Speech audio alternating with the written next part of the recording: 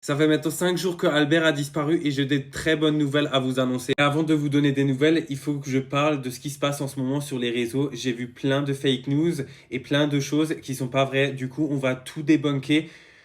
Je suis obligé malheureusement de me justifier, même si je n'ai pas envie. Tout ce qui me compte là pour le moment, c'est de retrouver Albert, même si on a de très très bonnes nouvelles. Certains blogueurs ou certains influenceurs commencent à relayer des choses qui sont pas du tout vraies. Il y a quelques heures, il y a une photo qui a surgi et c'est bien celle-ci, comme quoi je n'aurais jamais déposé plainte et que je n'aurais jamais perdu Albert. Concernant la dépôt de plainte, cette photo est quand même bien réelle, car malheureusement, je n'ai pas déposé plainte.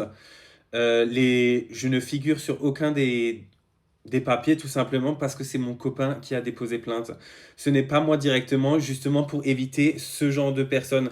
D'ailleurs, j'espère que cette personne-là qui a pris ces photos, on ne peut même plus faire confiance aux autorités. J'espère que cette personne aura des répercussions parce que c'est très grave de leaker des informations comme ça avec des numéros de dossier. Je trouve ça extrêmement grave, même si ce sont des anciens dossiers que j'avais déjà deuillés à l'époque. Voilà, je trouve ça mais scandaleux, scandaleux. On peut même plus faire confiance aux autorités quoi.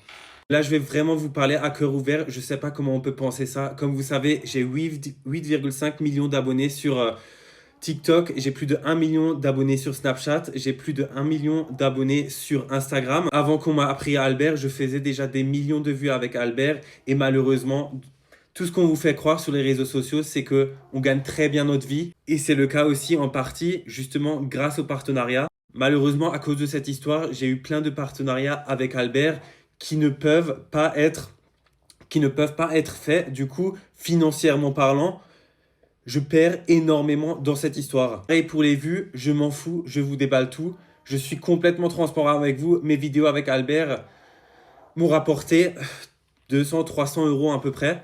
Donc, est-ce que vous pensez réellement que je vais tout orchestrer pour gagner 300 euros?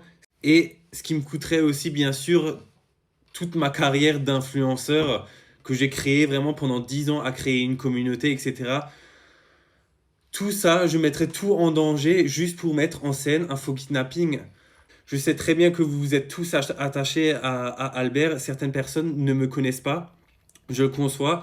Mais depuis que je fais des vidéos avec Albert, on me traite de choses. On a déjà fait tellement de signalements de maltraitance et voir ce genre de commentaires ou de fausses news, ça me rend fou en fait.